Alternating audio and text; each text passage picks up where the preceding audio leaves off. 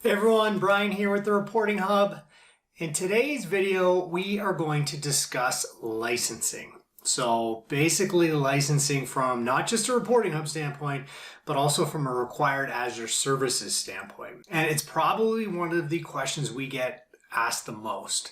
We try to make it as simple as possible, but I think everybody knows navigating the Microsoft world for pricing information can be a little bit daunting, can be a little bit overwhelming. So this video is meant to help you navigate that and point you to exactly what you need to know so you can figure out licensing and costing for your Reporting Hub implementation. Let's jump in.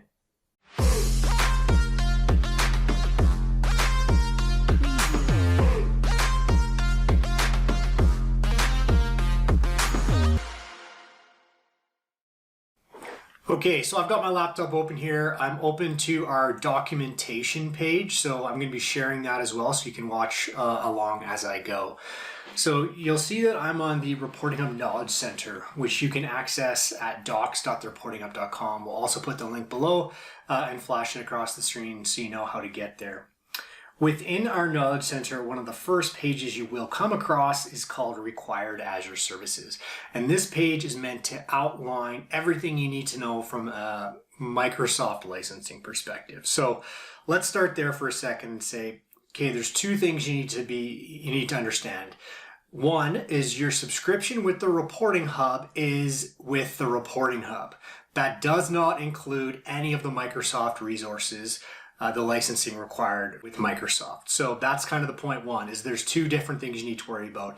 You need to make sure that you have a subscription with the Reporting Hub, and you need to make sure that you have these Microsoft resources as well to fully deploy the Reporting Hub.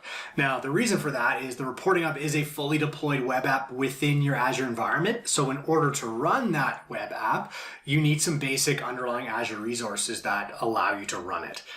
Okay, so going through the list, we have the first thing you're going to need to be aware of is your capacity. Now, you have a couple options with that capacity, but we're going to recommend you go with either an embedded Power BI embedded capacity or a Fabric capacity. Fabric is fairly new. It came out in July and it just went general release last month, I believe. So we're going to recommend actually that you go with Fabric because it's a more economical SKU for Microsoft, and it's also the direction Microsoft is going with the capacities is Fabric. So we're going to recommend you go with Fabric. Now, that pricing is based off of that capacity being active 24 hours a day, 7 days a week. So think about it like this. That price that you see is the maximum you would ever pay in 1 month. Now, the Reporting Hub is going to programmatically manage your capacity for you, so it's going to pause it and activate it based on usage. So you're not actually going to pay that full amount. You're only going to pay whatever you use within that month.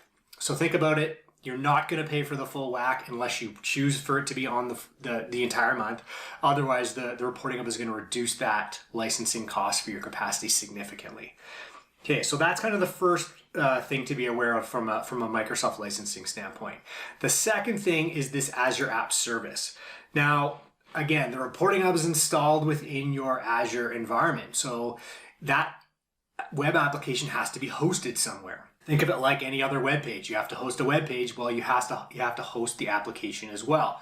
So the Azure App Service is the resource from Microsoft that hosts the app. And again, if you were to click on that pricing page, it's going to take you to Microsoft's pricing for the app service. And we're going to recommend you either start with a B1 or in production scenarios, we are actually going to recommend you run a S1. But by all means, you can go through the documentation, figure out which resource makes sense for your needs.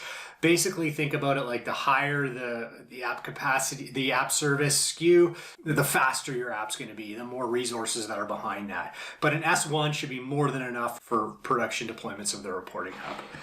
The next thing on our list is the Azure SQL database. Now, the Azure SQL database has nothing to do with your existing data infrastructure or data architecture. So if your data resides somewhere other than SQL, that's fine. That doesn't need to change. This Azure SQL database is the tiny little database the application itself needs to work. So it's housing the log files of the app and all the metadata of the actual application itself. So that is a very small Azure SQL database. It's actually the smallest database that you can buy within Azure. So depending on which region you're in and which currency which you select, that will of course tell you. But it is a very, very small, in terms of US dollars, it's less than $5 US a month. And again, we provide you the link on our docs to understand the pricing for Microsoft so that you can see.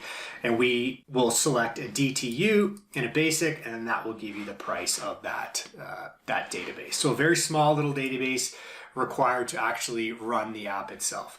So those are actually the only costs you're going to have with Microsoft. So you have your reporting hub subscription cost, whatever tier you go with, plus these 3 resources: your embedded capacity or your fabric capacity, your app service, and your SQL database. That's it. You also have an Azure translator that you'll see there. Now, the reporting hub is a multilingual app, so it can be translated into any language. Because of that, we take advantage of that Azure translator. But that resource is free. There's no cost to it. So the only ones that incur cost are the first 3. So when you're trying to understand how much is this going to cost to deploy the entire solution, I hope this helps, because you can now go through, understand exactly where to go in the Microsoft documentation from an Azure perspective to find out what are the pricing tiers, but also how you can help manage those costs by leveraging the built-in capacity manager within the reporting hub. So I hope that helped. I hope that cleared up some questions regarding licensing. By all means, if you have any more questions and you want to get in touch, don't be shy. We'd love to hear from you.